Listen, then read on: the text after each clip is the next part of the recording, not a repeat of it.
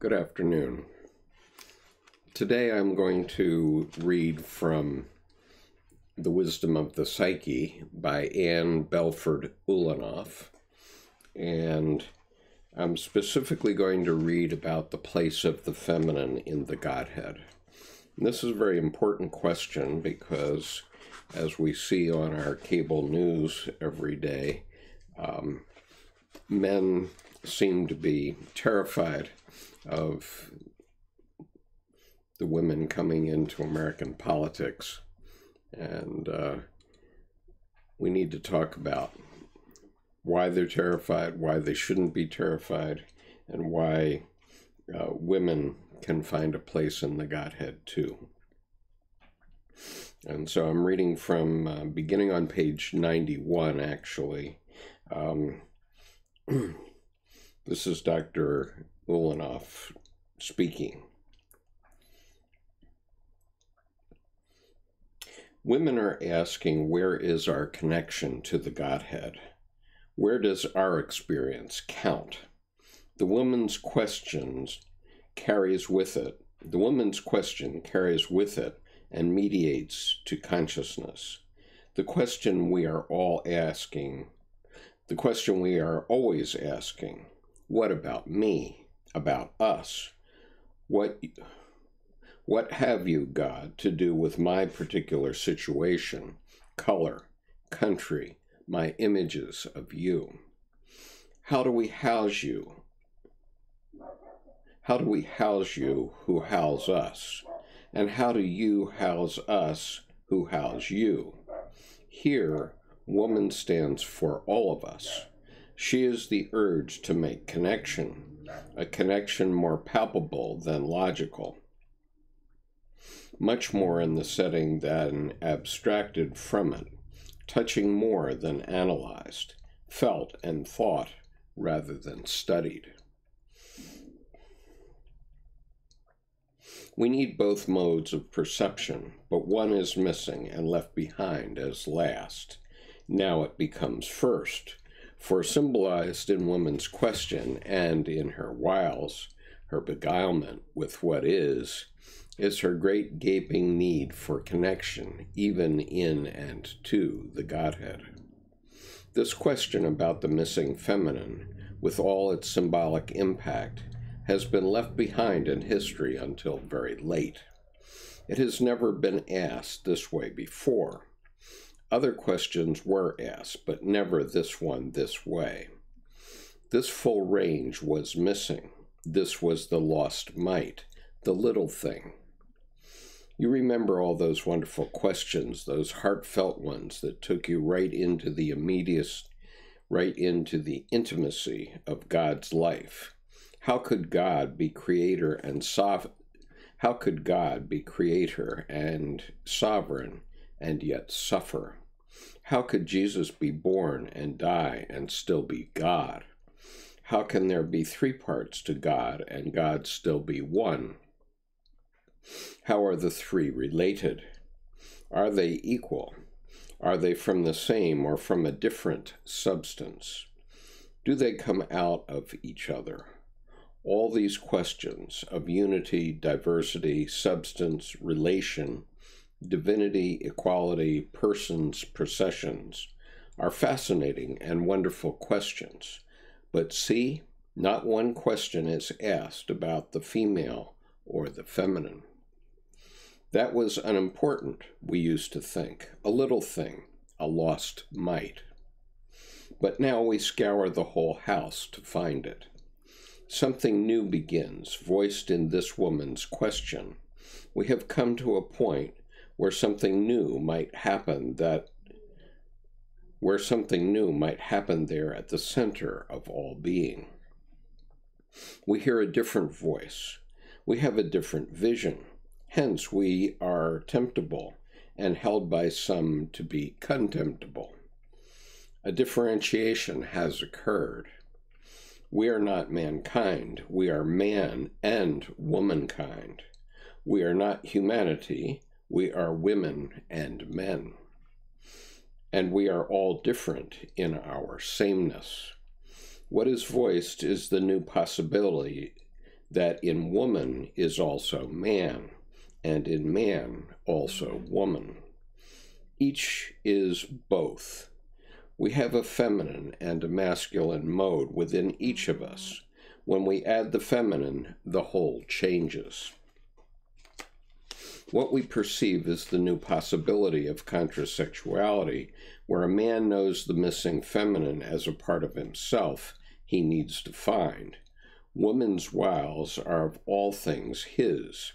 A woman looks to house the masculine in herself as belonging to her own feminine personality, not just to be fought or admired in the men around her. Because we can ask about the missing feminine, we perceive we are no longer one lump of humanity, but now different persons faced with the same task, to put the masculine and feminine parts together and try to find out how they have or have not gone together all along. This task faces us all, old, young, heterosexual, homosexual, lesbian, celibate, coupled, married, single. Reversion to matriarchy only excludes the masculine. Fixation on patriarchy only cuts out the feminine. Because we can now ask about how the feminine goes together with the Godhead, described as the Trinity, we perceive we are also asking how feminine and masculine modes of being connect within our own psyches and souls, and how each of us with both modes connects with each other, and how together as a person we live in the tent of God. The connections are triple Trinitarian.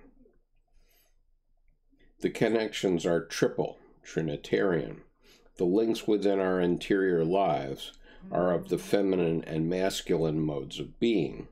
The connections between men and women who know their own contrasexuality, the movements showing us how any and all of us move toward union with God. Now, I'll just say as an aside here, Dr. Ulanov is Emerita Professor of Psychiatry and Religion at Union Theological Seminary. Hello, Tamara. Welcome. Reading on. Like any new perception breaking into consciousness, it backs into place, full of clumsiness, imprecise language, general mess, and upheaval. I think we must just live with all of that, with its ambiguity and its struggle, and try not to tidy it up too fast. We must not jump over the missing feminine to embrace the appealing image of androgyny, an identity beyond male and female.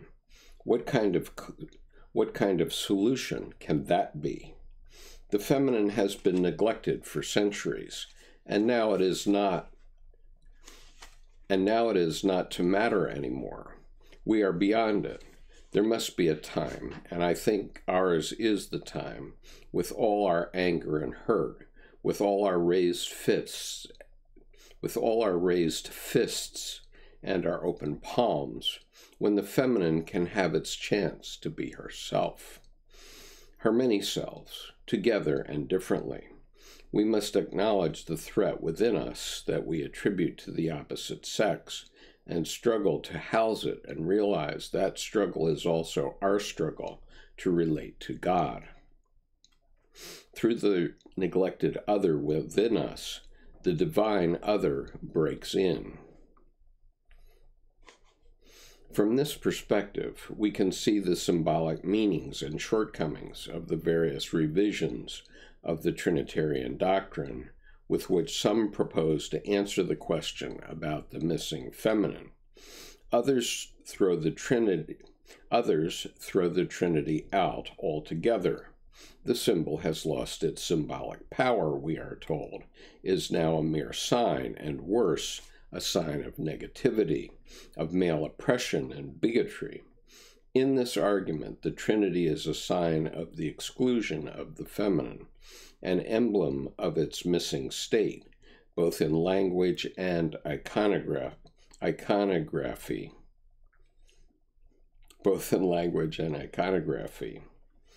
That very Trinitarian symbol now bespeaks woman's pain, anger, and oppression. Therefore, it must be thrown out, and the pain, anger, and oppression brought in as the new departure point. Woman's experience of marginalization and discrimination will become the new hermeneutic starting point from which to do theology and correct the anthropocentric bias of tradition. This view has its worthy side. It brings pain right back where it belongs, in the midst of theological systems. The problem with this route, however, is that what begins as a cry of pain and anger, lifting a crushing stone from women's chests, must now constantly be recharged and refueled, not just to maintain group cohesion, but to secure and preserve the hermeneutic starting point. What begins as a freeing of women from pain ends by imprisoning them in it. Another revision removes the language of persons in the Trinity to insert the language of function. Creator, Redeemer, Comforter, to substitute for Father, Son, and Holy Spirit. Here, too, the traditional image has lost its symbolizing power. Two of the persons have come to many to seem to be like an ordinary father and son, and one wonders where are the mother and daughter, while the Spirit is left as a merely tangential, windy male presence. This effort can be commendable, then, as we try to break out of a symbol that has degenerated into a sign. The problem remains, however. We get functions instead of persons. Impersonal, abstract terms describe operations, not relationship. A father who gives his son gives his life into the world. A creator gives only a product. Another problem with this route is its Chinese menu approach. You get God in column A, the creator creates. The Redeemer does not create. The Redeemer sits in column B and redeems.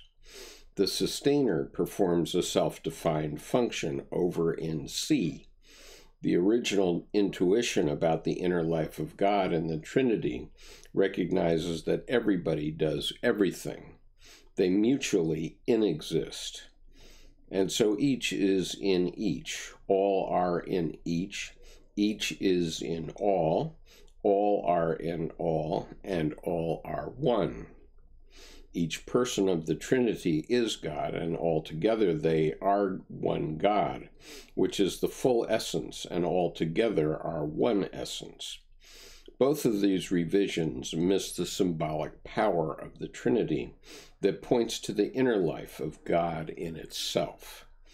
They reverse the order and put as a prior question how God's life affects me and us, and my life and our life. The Trinity of tradition concentrates on the living reality of God as love in relationship, a continuous unfolding and refolding in which the unknowable reveals itself, knowing itself, and returning back to itself. Still another revision of the traditional understanding of the Trinity is to make Mary one of the boys. Either she is really the Spirit, or she should be added to the three as a missing fourth. Jung is very fond of this solution. Again, the benefit is the distinct recognition that the feminine really is missing and is sorely missed. The problem in this version lies with its style of approach. It is a caricature of a masculine kind of fix-it procedure.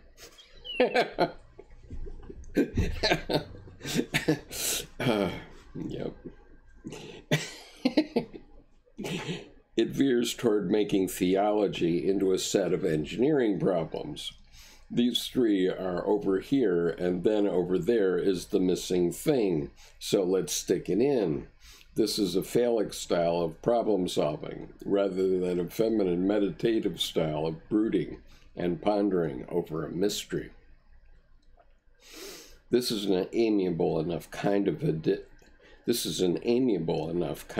additive solution, the feminine cheerfully added on, but it does not connect woman to the felt meaning of the Trinity, nor to the power of this symbol that conveys its interior energy, moving all women into its future unfolding.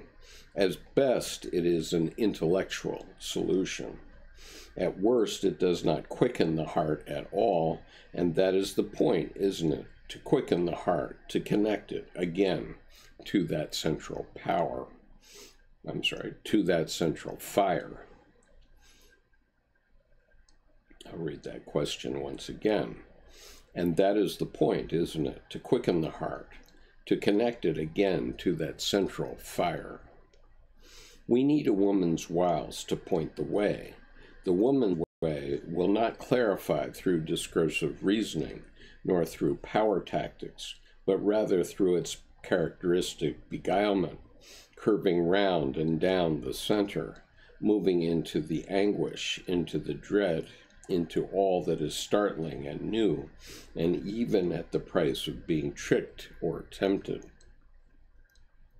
Women's questions about the missing feminine carry all our questions in these last decades of our century. Their anguish carries all of our anguish. Where in our dread we are stripped of all defenses, standing in our nothingness before God, without clear justification, utterly dependent on the gift of grace, where there is no link to God except the one God gives us. In this place, the ladder of our images stops, breaks off, breaks down. Even the images God gives us fall away. The Trinity image itself does not cross the gap. As Augustine, that great lover of the Trinity, said, the Trinity falls very far short of him of whom we think, nor comprehends him as he is,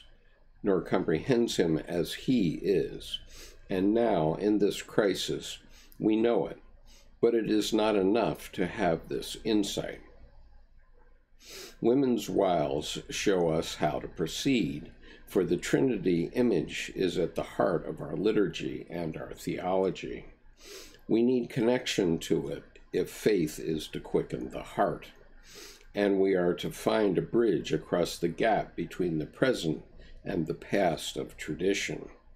Here I take a pointer from my clinical profession, alerted to pay very close attention to the image, to see if it gives any hint, any clue to the desired answers. The Trinity enters the world through Mary. She houses the Word sent by God, in which God lives. He who will leave us, the Comforter, the consoling Spirit. The Trinity houses her as she houses it. It inhabits her. It takes up residence in her. You remember those wonderful statues of wood, the opening Virgin, La Vierge Ouvrant, where the Virgin Mary on the outside sits calm, even stony, but then opens to reveal inside the Father, the Son, on the cross, the Son on the cross, and the Spirit. Are we then all of us men and women alike? Are we the missing feminine? Are we the fourth in a quaternity, if you like, the earth in whom God plants the seed, as the parable says? Are we then the house in which the Godhead finds its missing part? For when the Godhead joined us, it made all of us a part of a feminized creation. It entered woman, in whom all creation found its source, not just as a friendly womb, but as a place to be. For what is it that enters our humanity but that great tent of God? God's own interior being a being of endlessly circulating love, God's own interior being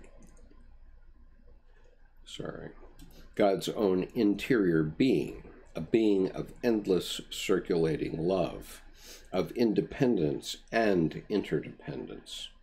That house of the Trinity with no boundaries, that house that can include everything and move itself anywhere.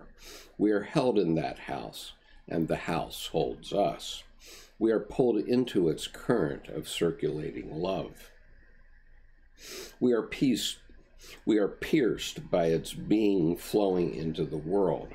We pray that we do not presume to come to the Eucharist, except that we trust in God's mercy, so that taking the sacrament, Christ may dwell in us and we in him.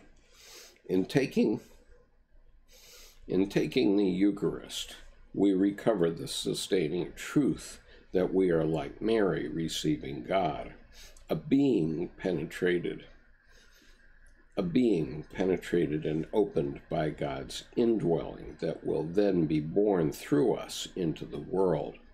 God comes into us before we come into God. God's antecedent love makes our loving response part of the eternal circulation of a divine outgoing, bestowing, and giving back. This is being before doing. This is a being that is at once a becoming. We are called into the life in Christ, born of the Spirit through baptism in the font of Mary as church, to do God's will in the world after God has first dwelt in Mary. So does God dwell in us before we dwell in God. What kind of God is this that is come into the world, born of woman? This God does not link women with death, but with life in the world, with accessibility, with love. This God is not kept safely immortal, altogether different from us, and untouched by us. This God enters the feminine as the means of access to come in person to the world. Are we then, all of us as Mary, called repeatedly to receive the overshadowing God, who would live in us into the world? Are we humans the four-cornered base of the pyramid of the Trinity, that which earths it, thus making us participate in the ongoing eternal incarnation? We can even speculate that the imagery of God come into and born of woman without a human father symbolizes the way religious experience implants itself and gestates in us. It comes in and through the feminine mode of our being. It comes through the matrix of the unconscious, unfathered by any conscious skill, neither created nor authorized by any cultural intent or anything else that we could claim as our doing. It comes through the dark mothering unconscious of our being. It comes through the feminine as one in herself, as virgin, that capacity in us to receive the transcendent each time as for the first time. Mary also symbolizes the appropriate ego attitude to such momentous happenings. She hears, she sees, she feels the impact, the mark. She feels unworthy and without understanding. She takes what is offered and receives into her being the great house of being. We then, as men and women in touch with our feminine mode of being, are the missing feminine in the Godhead. Receiving God's grace, we join into God's life. The Trinity dwells among us. That is what happens to us when the fire burns in us. Think of people who have lived this love into the world. people in whose presence, whether they are male or female, you feel the capacity to be born. I think of a woman in Harlem who has been written and talked about in New York quite a bit the last few years. For 40 years now, after finishing her raising of her own children, she has been taking into her home the infants of drug-addicted prostitutes. She is now in her 80s and very well known in Harlem. Women come and leave their babies on her doorstep. The babies they bring are addicted. She does not treat them with drugs, which is the usual medical way with children. She said in one interview,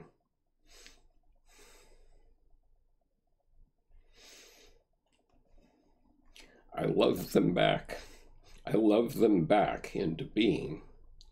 That means holding the infants and walking up and down with them, singing and talking to them as they suffer withdrawal from the drugs.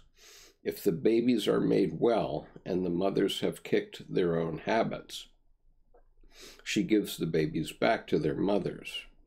Recently, she has added to her family babies afflicted with AIDS. There in her is the love we have been talking about. Love pulled into the world. Love brought almost violently back into circulation. I think, too, of a former student of mine who was a young chaplain, was the only one to sit with a deformed and dying baby to baptize it. The parents were too shocked even to hold their baby. Doctors could do nothing more for the baby. So there she was with a dying infant, bringing the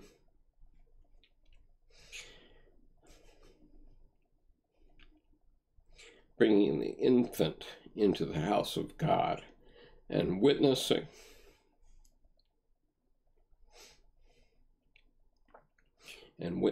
the house of God taking up residence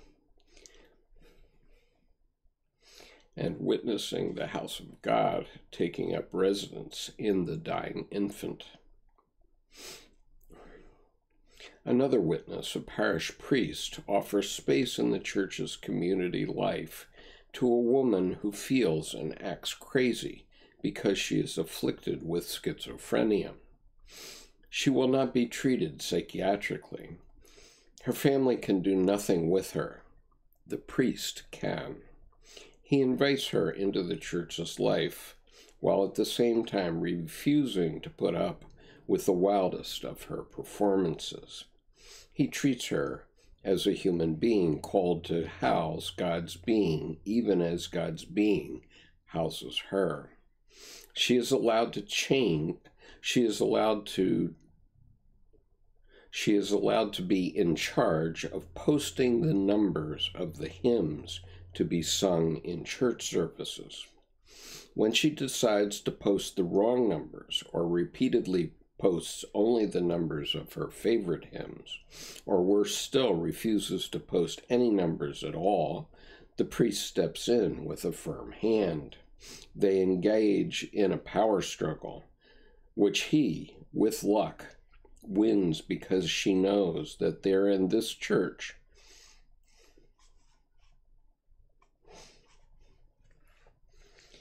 there is a home for her. The circulation of love for which we may be the house forces us to step out into the unknown, to leave the familiar as Abraham did, whether it be for job, relationship, marriage, country, whatever. It moves us to take the good offered us, to hold tight to the images God gives us, only suddenly to be surprised when at the next moment God smashes those same images. The missing feminine is the connecting link between a faith professed and a faith lived. It gives us the wiles to live next to the gap. It brings something new into the ministry, not just females doing male jobs, but females bringing something different of their own, speaking in their own voice, offering up their own way of hearing, their own way of receiving God. What opens us then to receive this offering of being is the feminine within us women, within us men. What crosses the gap from God's side is love. Nothing in the abstract, all in the flesh. For what we seek is not a solution so much as a conjunction, not a perfect explanation, but something like completion, an inhabiting of God's house, knowledge about it. God comes, we open. God opens, we go in. As housekeepers, then, let us live in this love, ready for it, housing it, being housed by it, allowing the gap to be crossed from God's side. So, as you see, this has got me quite emotional, as it did this morning when I read it. Let's see. There's a little bit more in the footnotes, and then I'll come back to your comments.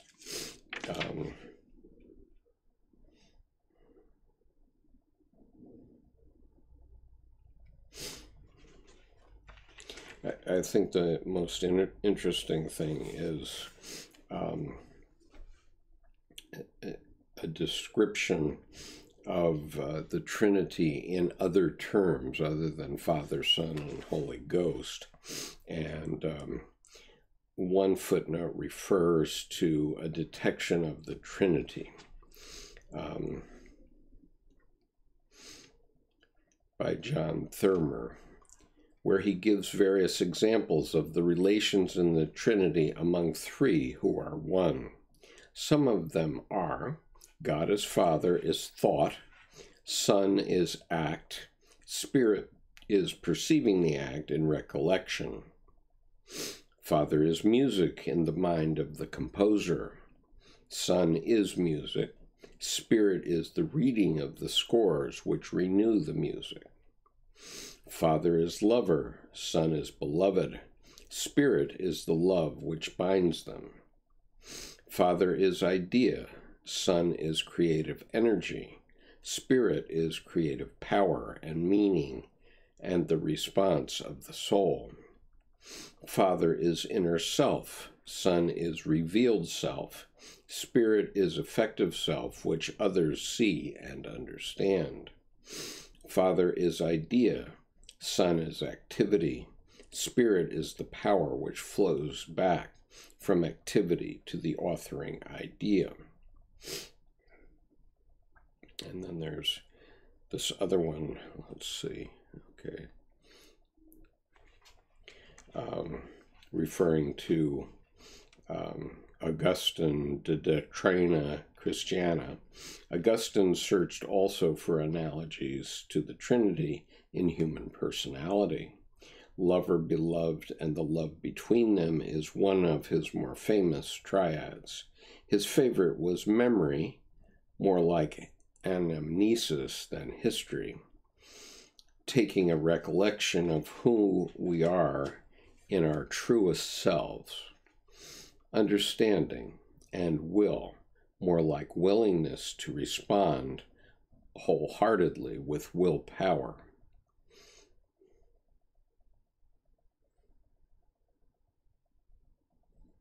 Okay.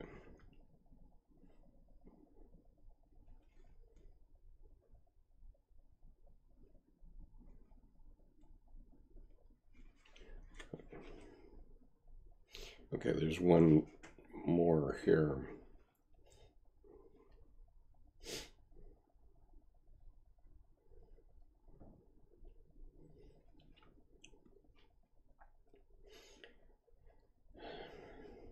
Augustine on Trinity. Nonetheless, Augustine closes in his long study of the Trinity with an ardent prayer that begins, quote, O Lord God, we believe in Thee, the Father, the Son, and the Holy Spirit. He concludes, The wise man spake of Thee in his book, Itskatjas. We speak, he said, much and yet come short, and in sum of words He is all. And we shall say one thing without end in praising Thee in one, ourselves also made one in Thee. O Lord, the one God, God the Trinity. Meister Eckhart and Karl Barth offer supporting and contrasting views.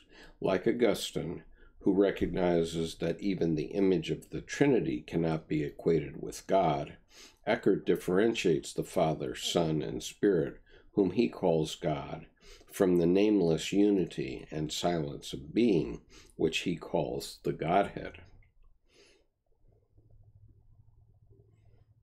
In contrast, Barth takes the Trinity as rooted in God's revelation. The doctrine of the Trinity is a work of the Church, but it is a necessary and relevant analysis of revelation. Hence, God's three-in-oneness is a way we talk about God's self-disclosure. Okay, so a couple of other points to make about this, just to draw your attention. Dr. Ulanov is a Jungian analyst and has served as such for many decades, and yet it was she that a few weeks back I was drawing your attention to the fact that she accused Dr. Jung of the devil's trick, and the devil's trick, as she described it there, was that Dr. Jung stayed on the rational side. He wanted to be the scientist and didn't cross over to the theological side at all. And her point was that in order to resolve many of the issues that we have in modern times, we have to step over into the theological side as well. And Dr. Jung and most Jungian analysts stay on the scientific side because they're afraid of being attacked by theologians. And so she was accusing him of just staying on that side, in his lane, if you will. But then by her suggestion that, let's see, on page 94, where she's saying,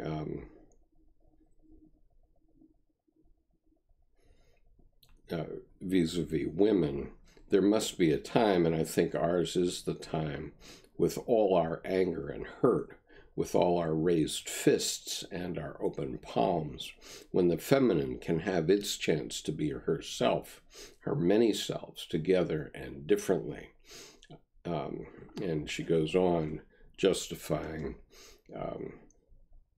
a dualistic competition between the masculine and the feminine again, which I also regard as the devil's trick in a way, because she could be saying that we can step beyond it. And the point is that the solution always has to come, it has to grow within us as human beings.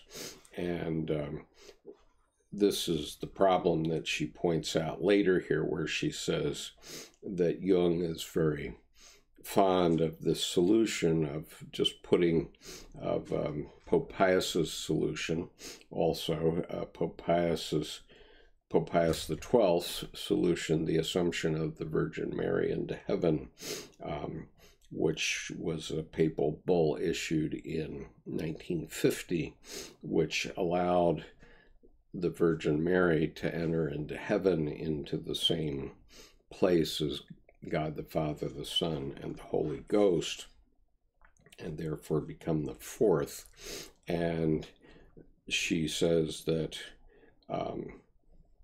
that's a masculine, very masculine, phallic style of problem solving, Mr. Fix-It. So let's just stick it in. And the point is that the feminine has to grow into the theology, and it already had by 1950. I mean, the reason that Pope Pius XII issued his papal bull was that Catholics were demanding it, absolutely. And Catholics are, for several hundred years, had been praying to the Virgin Mary rather than to Christ or to God. And that was a natural outgrowth of Christianity, and that was had already happened by the time that the Pope got around to allowing Mary to assume her place in heaven. And so I guess the Catholic Church can be accused of a masculine solution again, Mr. Fix-It. But the feminine had already grown into the Catholic Church for hundreds of years, over hundreds of years, before they got around to fixing the dogma. But I mean, it's a fair comment from a masculine point of view. I see what she's talking about, the Mr. Fix-It engineering problem solution to the issue. So it's sort of amusing. So let me see here. What have you all said?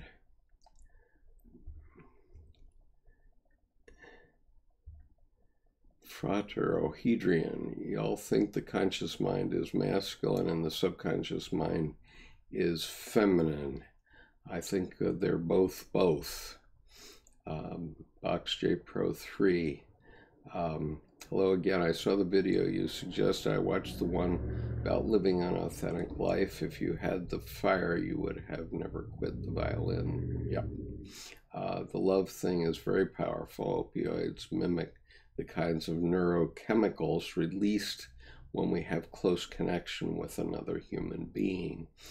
You seem very powerfully moved by the symbol of the sick, crippled person finding a home in a place of worship. Could you share why? I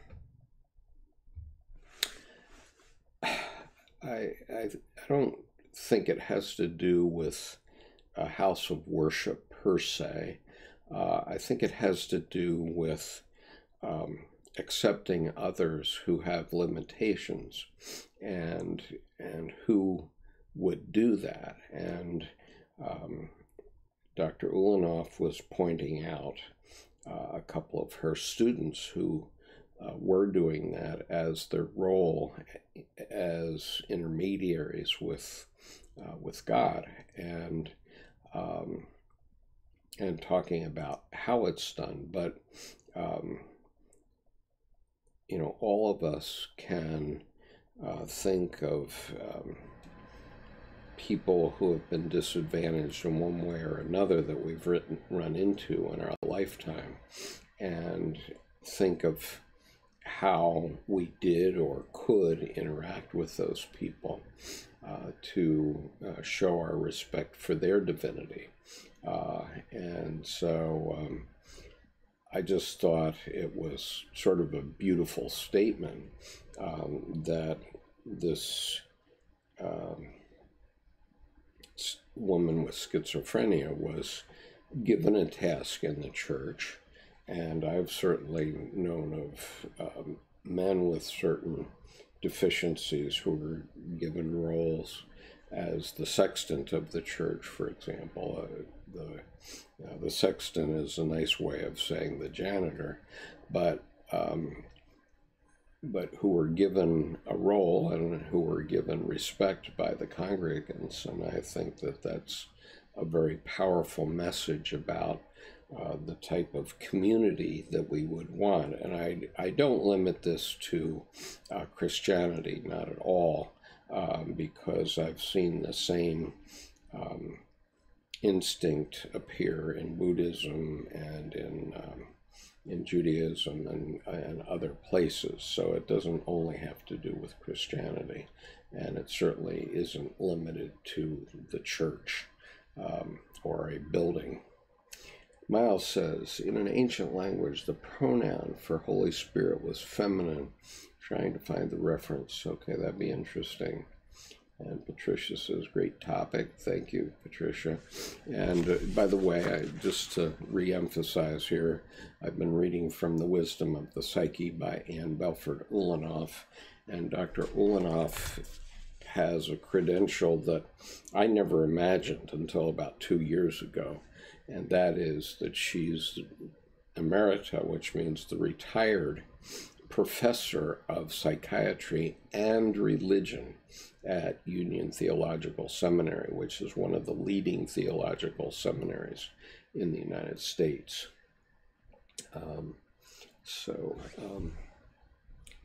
Matt says, in doing that, Jung kept his doctrines valid in the eyes of sneering modern academics.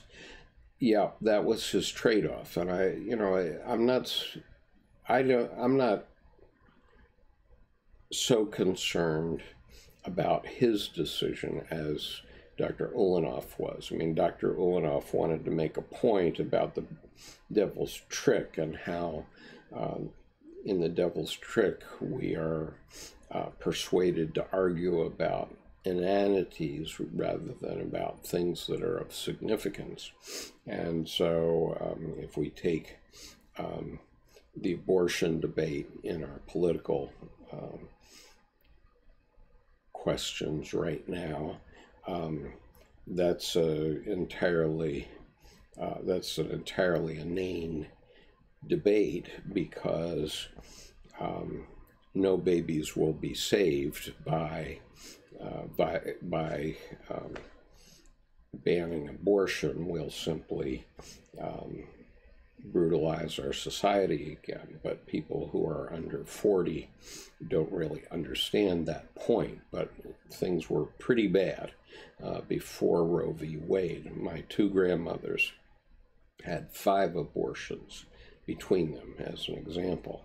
And so the issue in a family isn't to discuss the pros and cons of abortion, but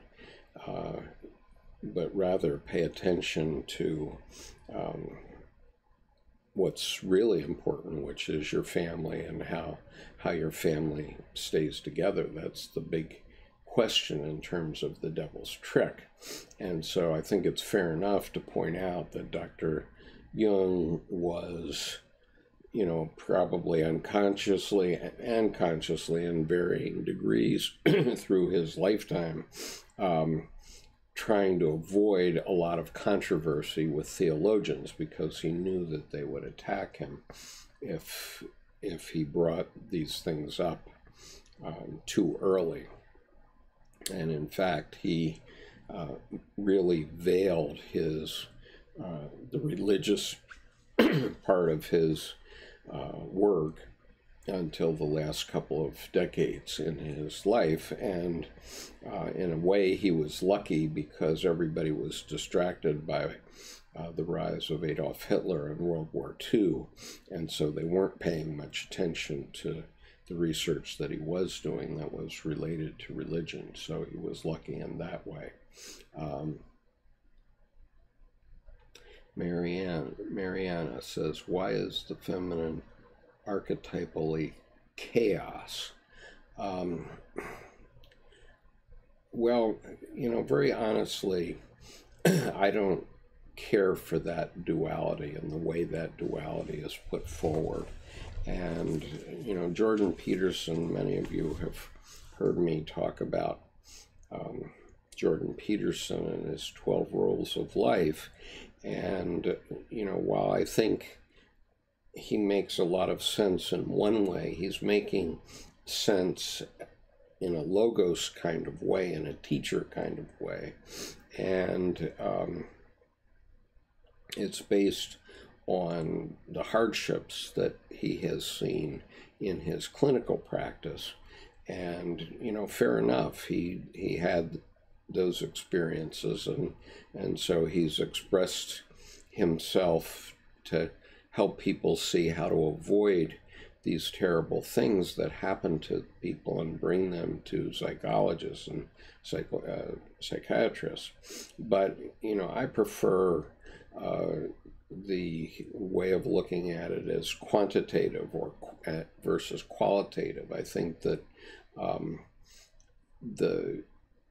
trying to pigeonhole femininity as chaos is simply trying to keep women down. Okay, it's as simple as that. And it may not have been conscious. I'm not saying it was conscious in that way, in the political way, as it happened over millennia. But I think if we look at it in 2020 hindsight, we can say that, the fact of equating life on the planet with women representing chaos is simply insane, and we have to rise to a new level of consciousness that goes beyond that. A different duality from logos and eros is quantitative versus qualitative. Okay, in other words, men have a tendency to want to become engineers and very logic, and they want to know all the rules so that they can be perfect according to the rules. And that's a very quantitative thing to do, but it turns its back on the qualitative side of life. And so the quality of life is burdened by an overemphasis on logos as opposed to eros. So Box J Pro 3 says, is the Trinity basically the balance of our desire to be innocent like a child, lead like a father adult, and follow the ultimate truth of wholeness, Holy Spirit? I don't think these things can be boiled down that easily. Every time any decision is made in society or anything happens, it represents a thesis. Okay, let's say that we come up with a thesis that there should be a wall on the southern border of the United States, and the antithesis is that we should not have such a wall. And the solution, which will bear itself out, will be the synthesis of the two. And so that's a representation of the Trinity in action. And once we have that synthesis, remember the axiom of Maria that I was talking about last week, once you have that synthesis, then you have a one again, and as soon as that one is there again, then somebody's going to come up and discern a different way of looking at it. And so at point February 1st from now, we're going to have a thesis and antithesis again, and there will be a fight over that thesis and antithesis. So that's the way I see it working overall. Let's see. And so there's no ultimate truth. And by the way, Box J Pro 3, I think you asked me what is the path you should take. And I want to emphasize to you that you can't predict a path, okay? Because, for example, I became a lawyer thinking that I was going to practice law, and in fact, I only did it for 5 years. I've been a lawyer for over 40, but as a practicing lawyer, I did that for only 5 years, and then I did something else. And so the point of your question is that the path opens before you. You can't predict it or select it in advance. And this is the problem of wanting logos and all the rules. Okay, if I learn all the rules of becoming a general in the U.S. Marine Corps, then I can become a general? It doesn't work that way. There's so many other things that come into it. And, you know, in my case, I served 23 years, 20 of it was in reserve, but I had every intention of becoming one of the 10 Reserve Marine Corps generals. That was one of my intentions and my plan, and it was based on good thinking. And at the time that I left, or on my last day in uniform, let's say, I was serving as the reserve counterpart to the head of Standards Branch of Headquarters Marine Corps. So my section was drafting all the performance standards of the Marine Corps. And so you can appreciate that that was a fairly responsible job. And in the event of mobilization, which happened very shortly after, I would have become the head of Standards Branch on active duty. And but on my last day in uniform of active service, I was walking across the parking lot at Marine Corps Base Quantico, and I slipped on the ice and fell and broke my leg terribly. And the Marine Corps had to put me on active duty for 6 months to fix my leg. And just this last February, that had to be fixed again, and I had to have my ankle replaced. And so, you know, you can do lots of things according to all the rules and have everything right, and then something can take you down. And so you need a way to think about that. So there's no way to pick a path. There's only life to go forward, and you have to make mistakes. And when you make mistakes, then you know, it's the Job archetype. You contest, you're defeated, you lament about the defeat, and then you're reborn into something else. And so from that day, January 4th, 1990, I had to rebirth myself into something other than becoming a general in the Marine Corps Reserve.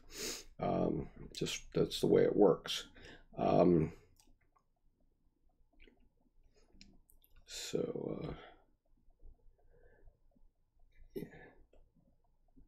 Xbox J Pro says, I believe the feminine would be chaos because it tends to mirror what's around it, which would cause it to fall into itself. Okay, I'm not quite following this point. Matt says, do you think Jung purposefully kept his more religious works for when he could be written off as old and going crazy? Well, I wouldn't think he ever thought of himself as old or going crazy. He did think that he would be posthumous, in other words, that people would appreciate his work after his death, which is certainly starting to be true. And I think that he held back his religious works because he had a fledgling industry going. I mean, the Jungian institutes and all the Jungian analysts around the world, the main thing they do is psychotherapy. They're mental health professionals.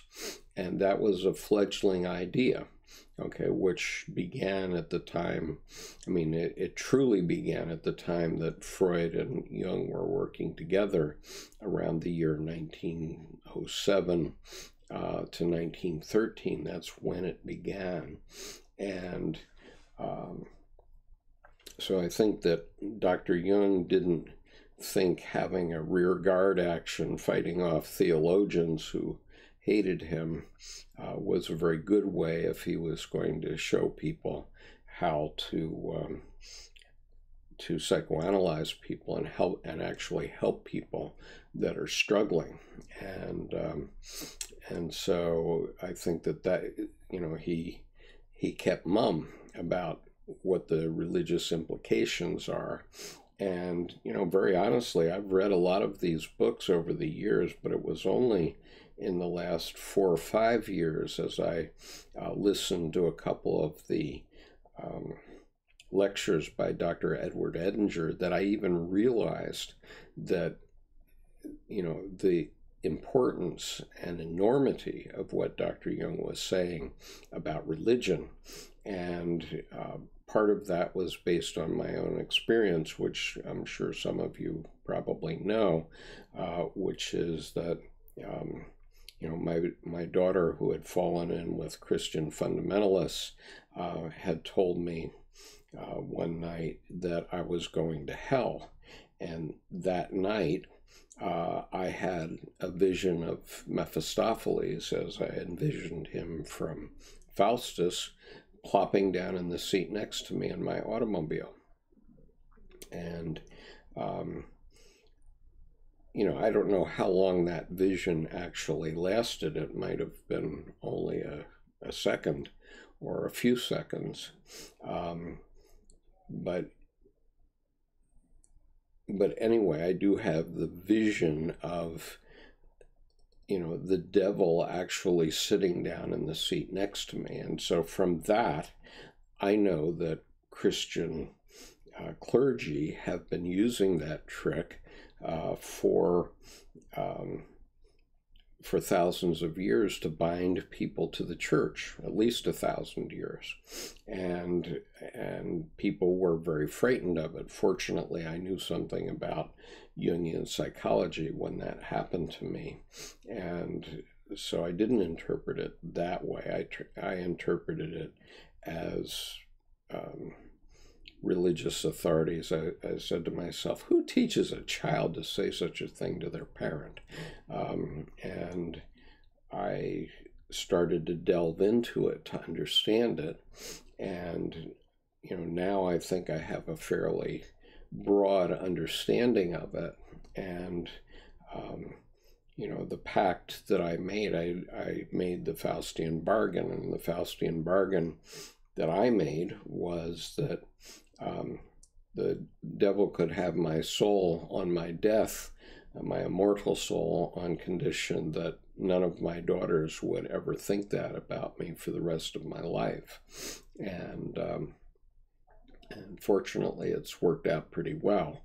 And I have a good relationship with that daughter and her family, and with all of my daughters. So, and how that all came about and worked out, it's, as Geoffrey Rush said in Shakespeare in Love, it's a mystery. These things happen. And so, let's see.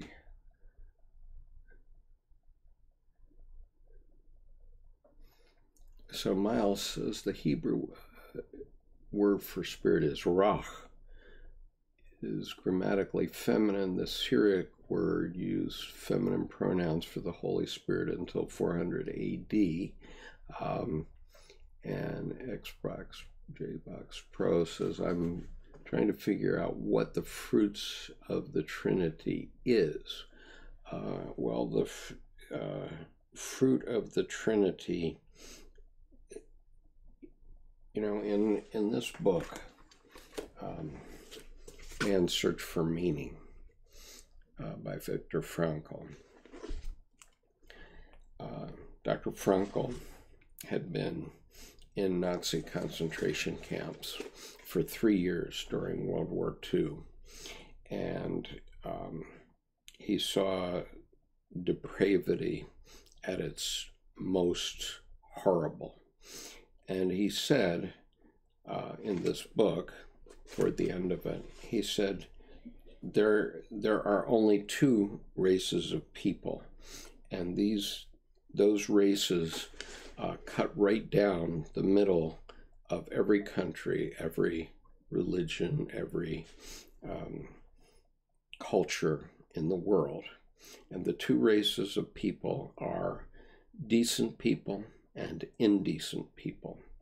And so the fruits of the Trinity are the development of decent people and the development of civilization itself. Let me see if I have an image that I can show you. I may have. Let me just see if it will come up. Not that one. Just a moment.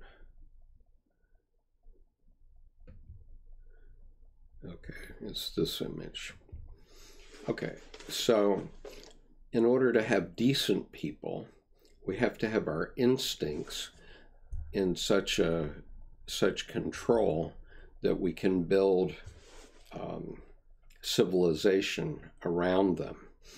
But they have to be alive, otherwise we're dead.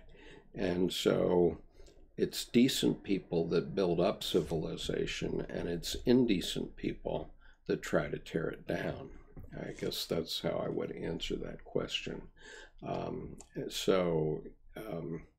What are the fruits of the Trinity? The fruits of all religions is to create decent people, ideally, whose work can be built on to create and sustain civilization. Because if we don't have that, then we have barbarism. And as Dr. Jung noted on a number of occasions, not everybody is as civilized as you are. He felt that the evolution of the human psyche was represented in living human beings, represented about 10,000 years of evolutionary development. And so, when you confront someone in the grocery store, you don't know whether you're dealing with a decent person or an indecent person. You don't know whether that person has evolved beyond caveman status. And so knowing that, it's a good thing to know because it can make you humble and cautious.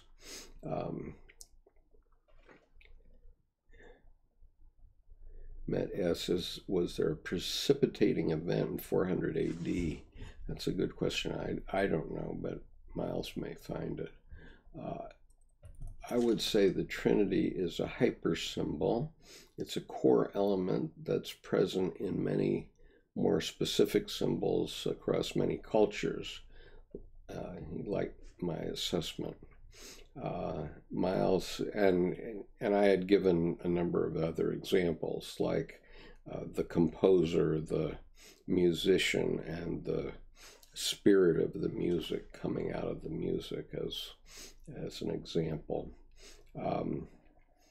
Miles says, I wonder if it may have followed one of the big councils of Nicaea. I think that probably makes sense, Miles, because the Council of Nicaea was 325 AD, so that is the 4th century. So that's when things started to really roll for Christianity. At least that logically makes sense from a historical point of view. Zen Christ says, I'm on a path. It's a constant revelation to me and to who I am in each moment. Logos supplies insight into Eros, and Eros supplies insight for Logos. Love and wisdom, each perfecting each other. That makes a lot of sense. And I just mentioned that I did finish Hermann Hesse's book, Siddhartha, again a couple of days ago. And one of the comments that Siddhartha makes in the book, obviously this is Hesse making the comment, is that wisdom cannot be taught. Wisdom has to be based on experience. And so I think that's a very good way that you said that. So Xbox JPro says, if action is the answer, then what is the compass? Well, I suppose you can say logos is the compass. The rules are the compass. But sometimes you have to know when to not follow the compass. I mean, even if you're at sea trying to navigate somewhere and you're using a compass, sometimes you'll go out of your way not following the compass because you have to avoid a storm. And so action is only the Son in the Trinity, and the compass, you know, may be the rules, it may be the Father in a sense. And what can we do to help the compass? Well, we can check the weather report. Mariana says, why does Eckhart differentiate between God and the God image apart from them not being ontologically identical? Okay, well, I can't speak for Eckhart, Mariana, because I'm not well read in Eckhart's work, but I can speak to Dr. Jung's work. Dr. Jung, when he speaks of God, he's speaking of the metaphysical God, and he did not wish to make any comments about the metaphysical God. And the metaphysical God is you either know or you don't know. He did not accept the idea of belief, and he said that he would not take anything on belief. He would either know a thing or he didn't know a thing. And so when he was asked, did he believe in God, he said, I have no need to believe, I know. And that for me was an epiphany when he said that, because I said to myself, oh my God, I know too. And that led to like 5 years of study for me, where I had to then figure out what was it that he knew and what is it that I know. And the knowledge, it comes from experience. It doesn't come from the Bible, let's say. Once you've had a religious experience, and I have many, and I recognize many almost on a daily basis, but at least 2 or 3 times a week, I know. I just know. and until you've had such an experience, then you need to continue being a searcher, I suppose, is the way, because it's based on an experience. And so, you know, religious experiences are hard to catch on film, but as most people who are watching this know, I have caught a couple on video and one on a still camera, and so you can find those under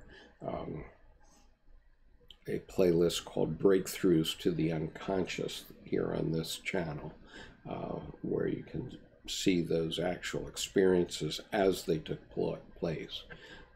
And they won't affect you the same way they affected me, because those are my experiences, and you have to have your own, but at least you can see by looking at those a pointer to what I'm talking about, so that you might recognize it the next time it happens. And so, anyway, God is the metaphysical God from Dr. Jung's point of view, but the God image is the deepest archetype in the unconscious of human beings. And Dr. Jung could prove that empirically after, you know, out of 50 years of being a clinical psychiatrist, and having analyzed, as he claimed, 80,000 dreams. And so the God image does exist, and anybody that doesn't believe it exists, you're far from the truth. you don't, and so,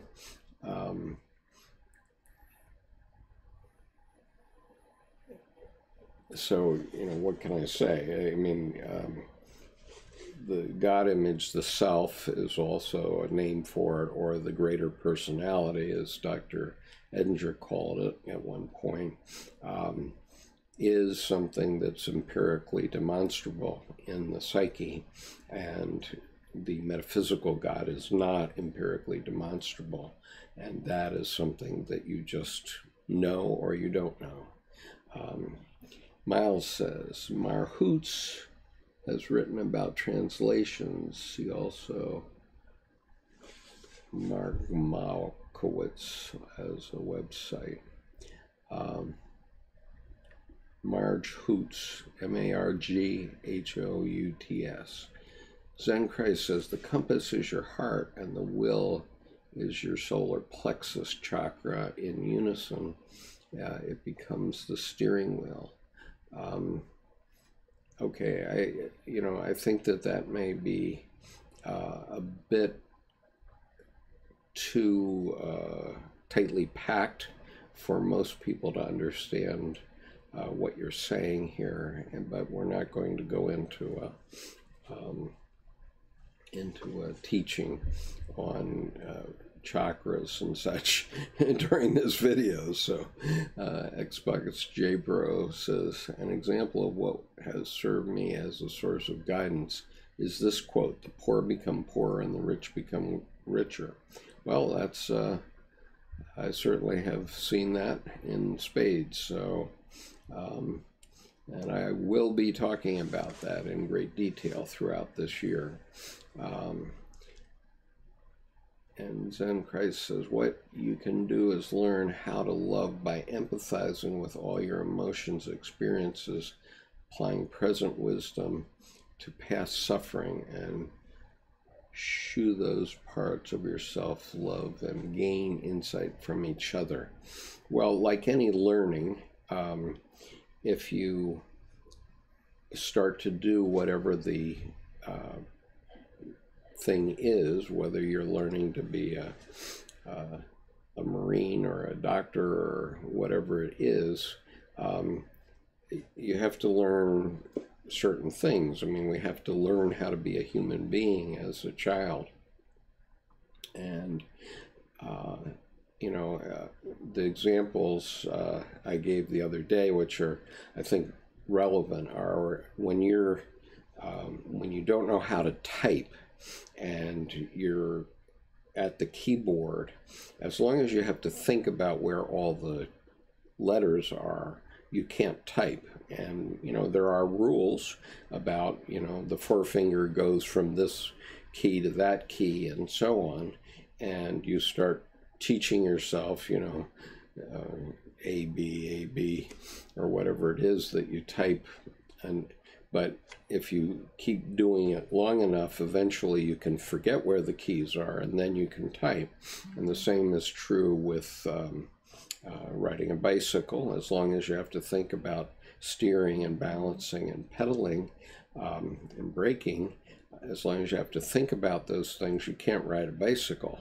But as soon as you have worked with those things for a period of time, then you can ride a bicycle. And so all things in life, all teachings in life are like that. And in fact, at one point in Japan, I was at a conference on Zen, and since this is close to your heart, and I asked the question, what is Zen?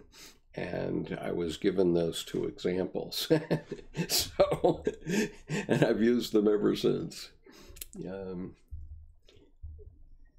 So Zen Christ is saying, I'm in the process of developing conscience, created a golden thread from the spirit unconscious into the material conscious world. Good for you. The divine feminine and male trinity in marriage is the seal of Solomon, or the Merkaba hexagram. It's Father, Son, Holy Spirit, teacher, love, understanding in my utility. Okay, but it's still missing the feminine, which was Dr. Ulanov's point here. Stephen says, is the idea of Christianity in particular, to produce decent people, i.e. neighborly people rather than religion in particular. I think these are all of a piece, Stephen. I think, the church fathers were learning how to make a living as church fathers, and so they persuaded early Iron Age men to build cathedrals. And once you start building cathedrals, then you start imagining further things and so on. And so if you start building cathedrals and you think it's important and God must be up there, then, that creates a certain civility and neighborliness, as you correctly point out. So I don't think that it's a question of Christianity having consciously thought about these things. I think they all grew organically and evolved. And as we know, the Bible wasn't even mostly settled until the Council of Nicaea in 325 AD. And so,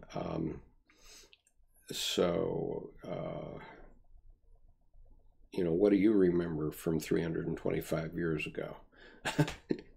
I really don't know.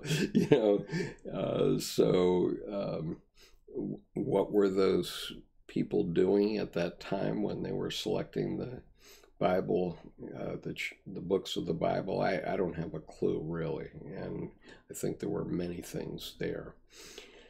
Xbox J Pro says, "What is the Logos?" That's way beyond the scope of this video. I think you ought to go watch a few Jordan Peterson videos and you'll start to get it. But basically the Logos is the rules. And so you have to learn all the rules. But, okay, so the Bible is the Word. Okay, so in the beginning was the Word. Okay, so now we've got a Bible. Okay, so John, the book of John begins with, in the beginning was the Word. And, but that's not how Genesis had it. So John 1, in the beginning was the Word, and the Word was with God, and the Word was God. And Genesis has it, in the beginning God created the heaven and the earth. So there's a little bit of a controversy just in the Bible about, what is Logos and what is the Word.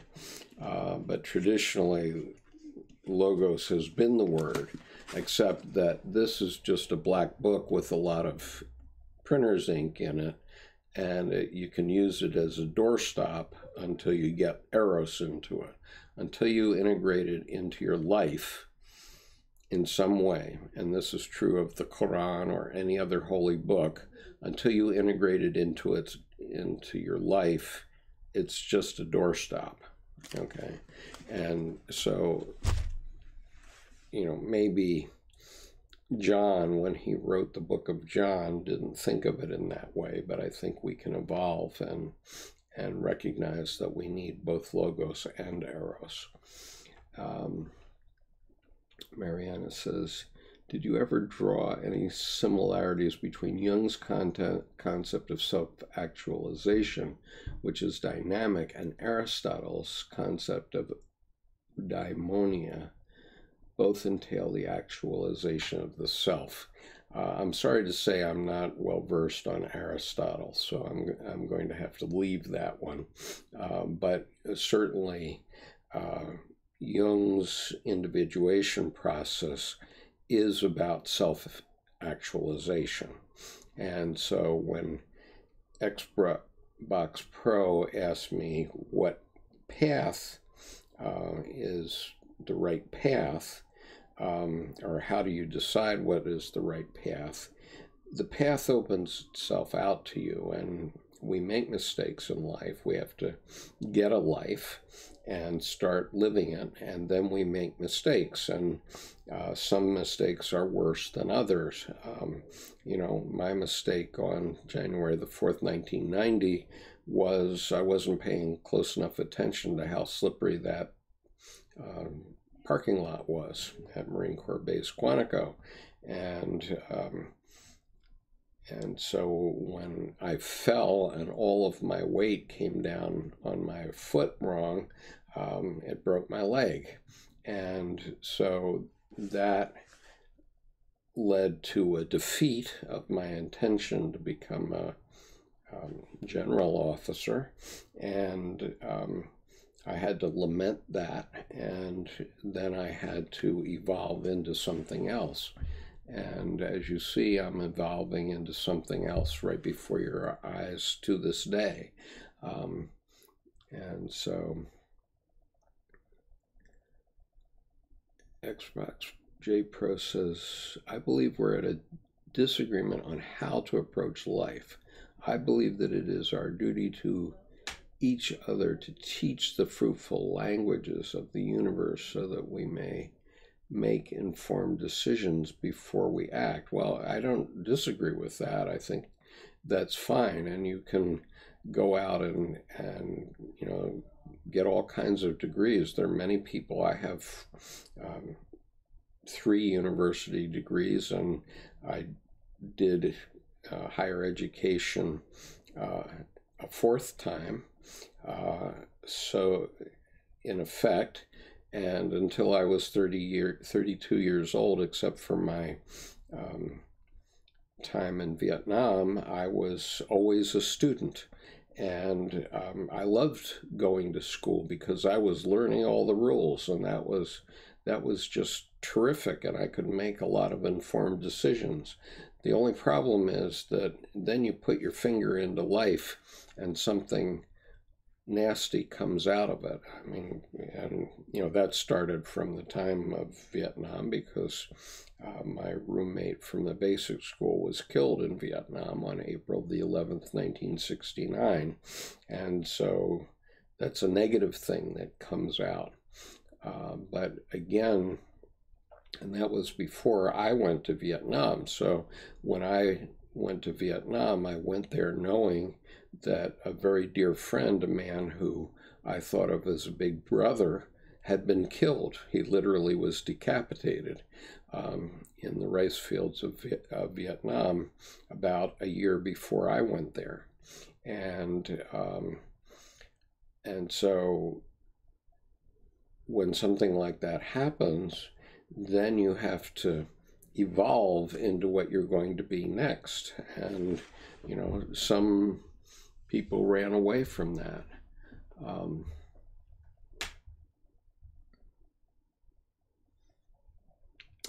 Let's see. Amelia says, are there suggestions presented for connecting to these archetypes and potentially the anima animus in self-work? Yeah, but I mean, there are 20 volumes of collected works on on this, plus lots of letters. So it's a question of working through it, unfortunately. And what I've found is it's always helped me. I've been doing it for 32 years. And right from the beginning, when I started to learn about the Myers-Briggs type indicator and later man and his symbols, I've always started to make connections go together. And that is a continuing process. It's continuing right up till this morning when I read this passage in Dr. Ulanov's book, and I was motivated to come out and read it to you. And so this integration takes place as an ongoing process throughout life. And I think what's important, what you're raising, is this idea of self-work. And if you go over to Barnes & Noble, you can find a whole shelf, or not a shelf, a whole bookcase that's 30 feet long on self-help books. And you know, you can read all of those things and see what works for you. You know, I don't know what the answer is.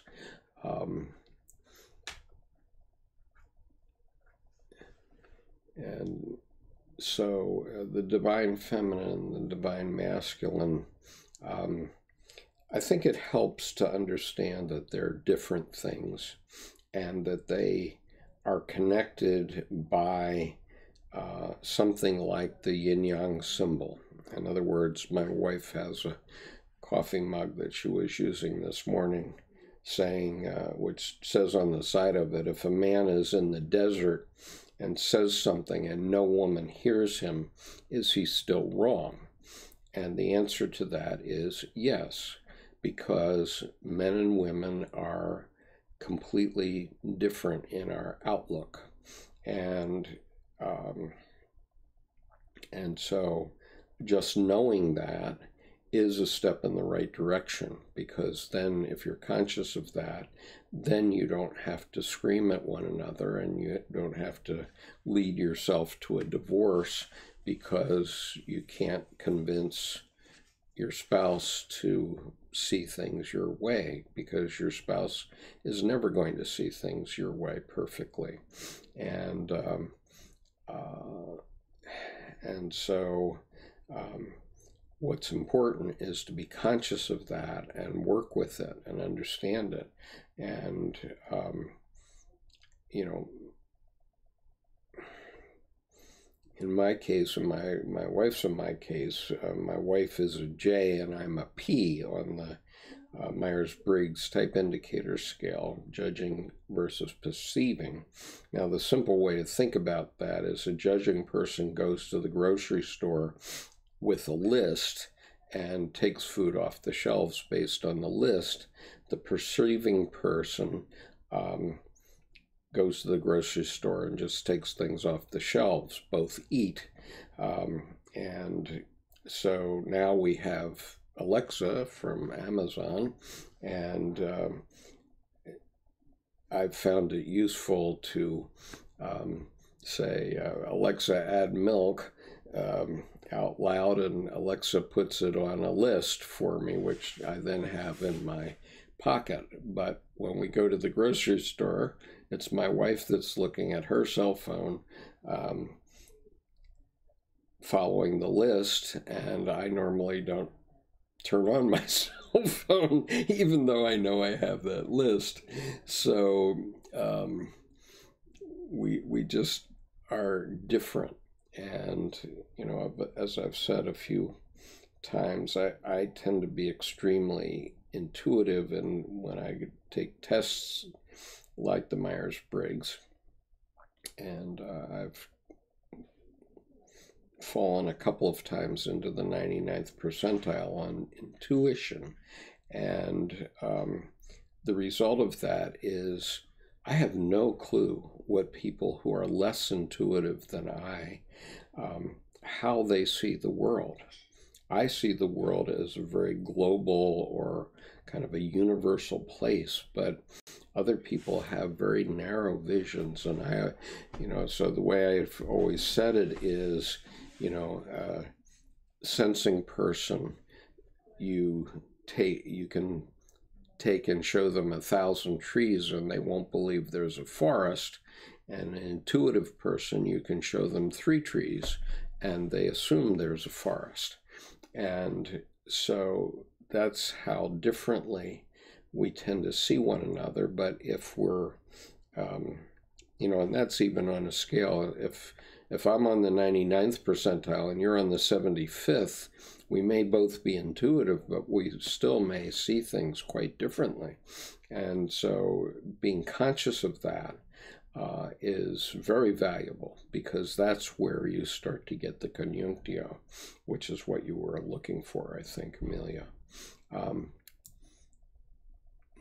how do we integrate them into life? We integrate them into life by reflecting upon them, by bringing them into consciousness.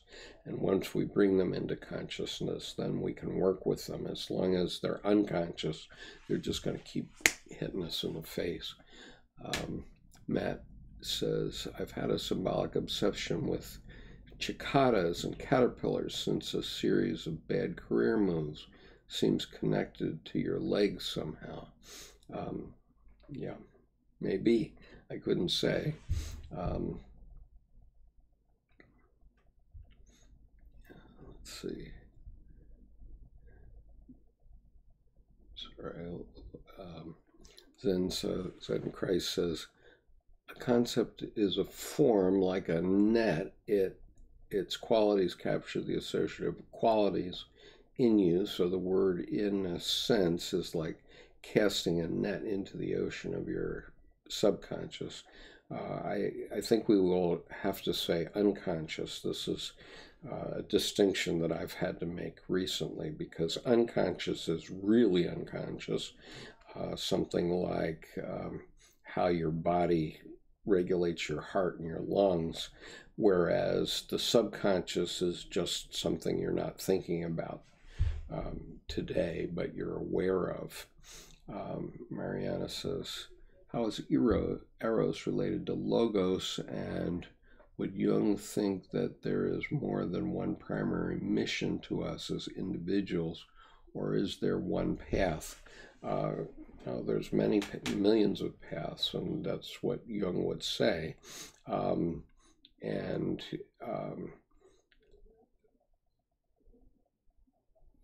know, the Army had a logo, motto, be all you can be. And the point is that the primary mission of yourself, the God image in you, the deepest archetype in your unconscious, is to become. And so, when my mother, who was 82 years old, was diagnosed with pancreatic cancer, she said to me, oh, great, I haven't experienced that yet. I haven't experienced cancer yet.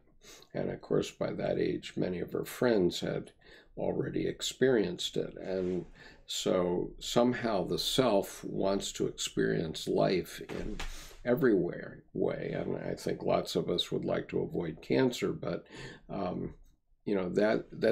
that was my mother's spontaneous reaction. I was sitting next to her when she was told that she had pancreatic cancer, which meant that she had less than 4 months to live, and she actually died in about 2 months. But she didn't reject it; she accepted it as part of becoming, as part of self, and that's the way my mother was. She was a force of nature. So.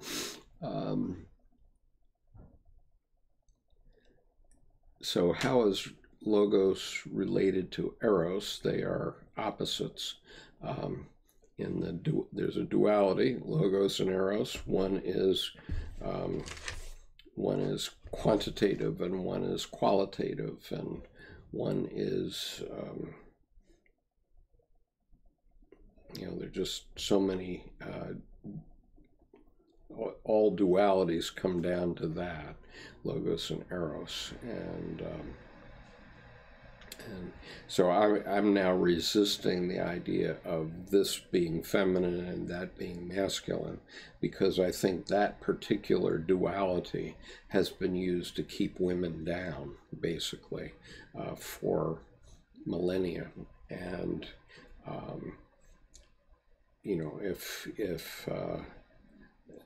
and Dr. Ulanov's point in this reading that I did earlier this evening is that we all have both feminine and masculine tendencies within us, and those have nothing to do with our gender. And nowadays, when I'm doing a video like this or a live stream like this, I intentionally let my emotions show because I want to show particularly young men that are watching these videos that there's no shame in having emotion. And it doesn't mean that I have any doubt about my manhood. Okay, I'm a grandfather and I have 9 grandchildren, and I served 23 years as a U.S. Marine, so I have no doubt about my manhood. But in the context of my work related to Dr. Jung's work, I very much realize that a part of me has a feminine tilt to it. And, that doesn't mean that I'm gay or homosexual or any other such thing. It simply means that we all have all of these tendencies. And so, a father that says to his son, "Real men don't cry," sorry, that's a bullshit way to raise a son, and in my view.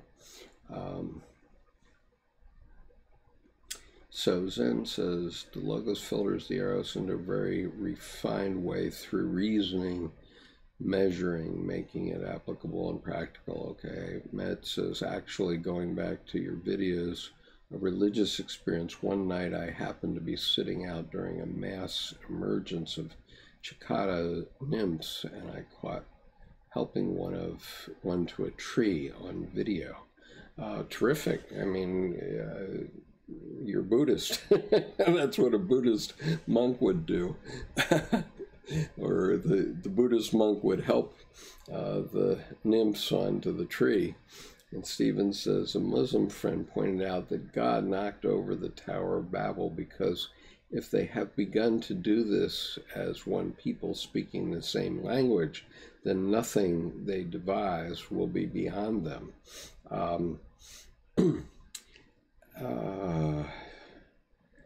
Well, that's a problem, obviously, because what Dr. Jung's point was in the very last paragraph of Answer to Job is that if we become godlike, and that leads to inflation, and that can prove to be very terrible.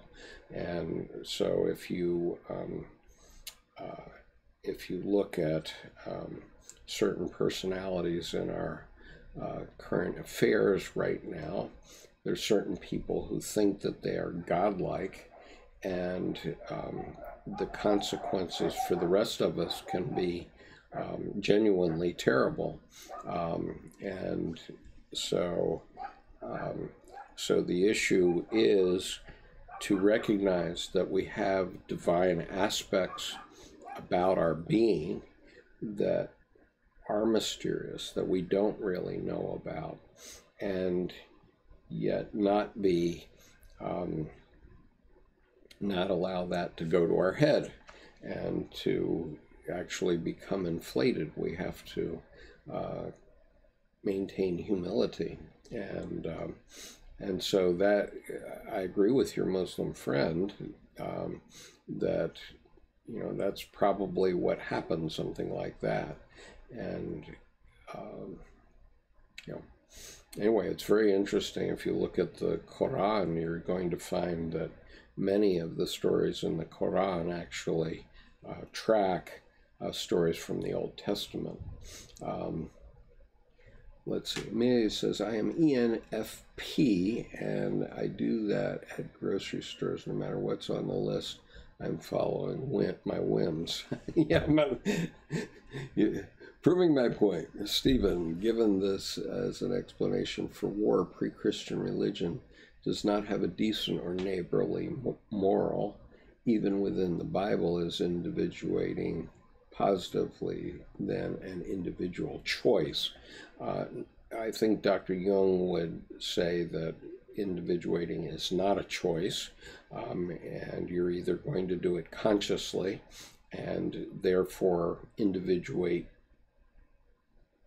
standing up, or God is going to individuate you, and because you will suffer something that will cause you to have troubles. And so, do I call that the metaphysical God? No, I don't. But there is,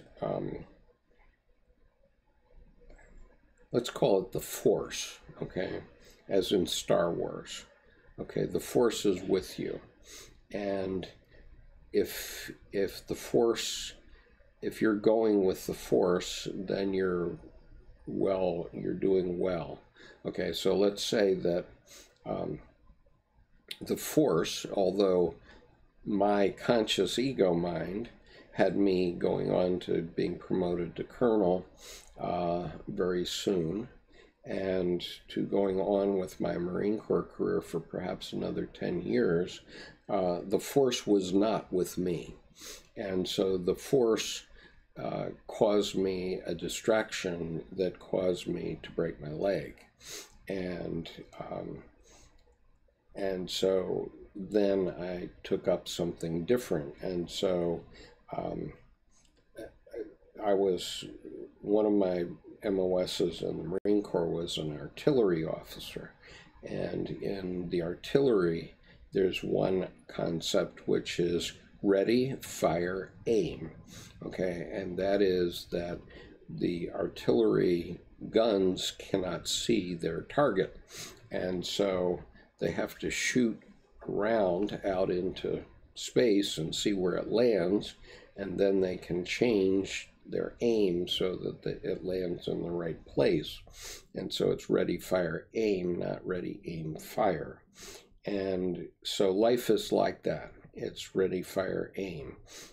You have to do what you can to get yourself educated, to get yourself prepared, to do something, to, as I mentioned earlier, to get a life and get started. And then as you run into obstacles, then you have to reorient your aim, and that is going to lead you to your best role, the meaning of your life, to be all you can be, given whatever you've been given.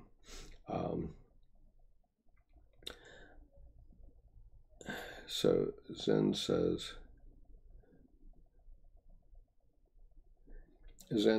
I have a feminine tilt also as a male. I agree it's confusing for those who aren't conceptual, deep thinkers. We all have feminine. As if we're men, we all have a feminine tilt. And so that's not unusual. It doesn't mean you need to run out. It doesn't have anything to do with your sexuality or your sexual experiences, though. And here we're talking about the different things that have been piled into the quote-unquote feminine principle. We're not talking about your gender or your sexuality here at all. Xbox J Pro says, college degrees fill our heads with comprehensive knowledge like a book. What I mean by the languages of the universe is the algorithms that control the patterns of things we have yet to understand. We're missing a lot. We still don't have the grand unified theory here, and so we, despite all of our fancy equipment and such, we don't know how the universe works. We know how it works on a macro scale, and we know how it works on a micro scale, but we don't know how the two fit together, and that's a big issue. Matt says he's INTJ. I was the first person I noticed start getting groceries delivered, more time for books and coding. Makes sense, and you're the same personality type as my wife. And Xbrox says, examples: language of emotional intelligence, language of balance, the language of spirit, the language of objective truth, the language of societal manipulation, the language of self-distortion. Yes, and they're all there simultaneously, and so we need to learn how to live in a complex world. And it, as I frequently mention, the person of the 16th century was exposed to only as much information in a lifetime as we would be exposed to if we read one issue of the Sunday New York Times. So today we're getting deluged with information, and we need to learn how to deal with that. And ironically, even 40 years ago when I was graduating from college, or 50 years ago now, I said I thought college was an exercise in learning what not to read. And because I got through a lot of courses by reading horn books, not reading the primary texts. I'm now not doing that with Dr. Jung's work, but that's the way we have to be. We have to learn how to sort things out and figure out what's important to us and what's not, and let the what's not fall away. And Stephen takes my point about the Tower of Babel and inflation. And Zen Christ says, yes, Skip, agree with mostly all of your assessments. I really appreciate your wisdom. Just saying thanks. Thank you.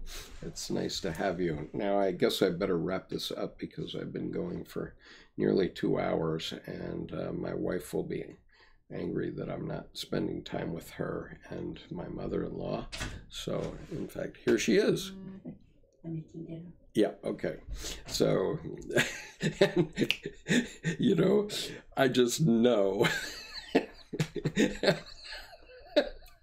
It's one of those cases where speak of the devil and she appears. No, I mean, my wife and I love one another dearly, but you just saw a religious experience just then, because I mentioned that I have to stop the video, and there she is telling me. However, I did get 10 seconds ahead. So fortunately, I'm learning to read her mind in advance. So anyway, but that's very funny. Knowledge of good and evil allows us to empathize communicate with people who are on the dark side, and not commit to be victim to such manipulative behaviors. I think that's very true. I'm just going to put a name for you here. There's a very interesting video that I was not aware of, this situation that came up in, I think, 2012, where Jessica Buchanan was captured by Somalian pirates in 2012, and she survived for 3 months with them. And then one fine night, she heard a scratch, and all of a sudden her captors were in terror, and then her captors were all dead. And a man came over to her and touched her shoulder and said, Jessica, we're Americans, and we're here to take you home.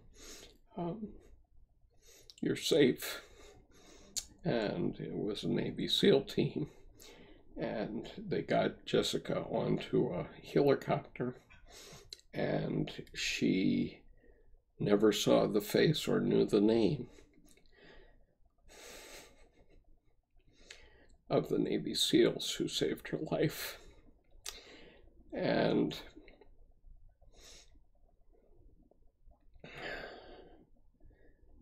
so,